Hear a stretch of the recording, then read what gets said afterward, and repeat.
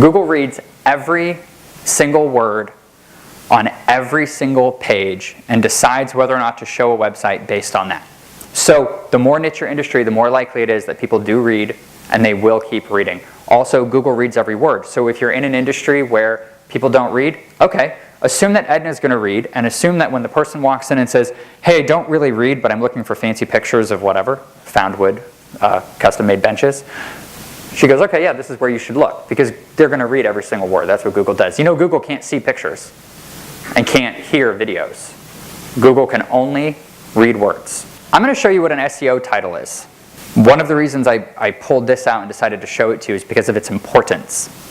And because 90% of the time, it might even be like 95% of the time, when a client is coming to us and they have an ineffective website, ineffective is defined by it doesn't get leads, it doesn't get results, it costs them money, it doesn't make the money. Okay, we talked about the purpose, that's what I'm talking about. So their website is ineffective.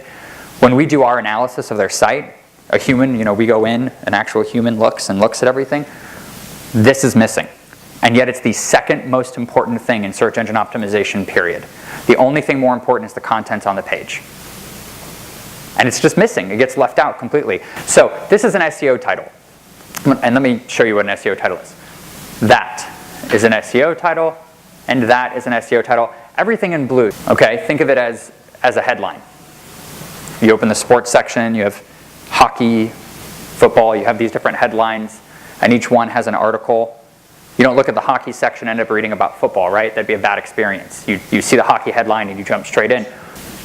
You can actually decide what these say. There's two purposes. One is for Google, and the other purpose is for your visitor. So the first thing is this is your headline. It's the very first thing that is shown to someone who searches. Good job, Captiva. Fusion, you could be doing better. I just randomly Googled marketing St. Louis. This is what I got. Okay. So Google's a machine. It doesn't think like you and I. Google is being told that this Fusion website is about Fusion marketing. Well, that's awesome for someone who's searching for Fusion marketing. But that's what they're not being told it's about St. Louis web design, SEO, marketing, and PR. What are people searching for? Is someone who's looking for a website, do they search Fusion marketing or do they search website design? Do they search for the name of the company, even though they have no idea who the company is? Or do they search for what that company builds, what product that company offers, what service that company offers, or what problem that company solves? Obviously, we know the answer. Google will randomly assign an SEO title to a page. Or you can say this page is about egg freezing in the St. Louis area by certified, whatever. You can really decide. You have about 65 characters or something to decide. When you do that, Google says, okay, thank you. I'm now going to verify that that's true. And they'll follow the link, they'll go to the page, they'll look at the actual public-facing page title. Let's say it says, in vitro or whatever, and then it will scan through the content.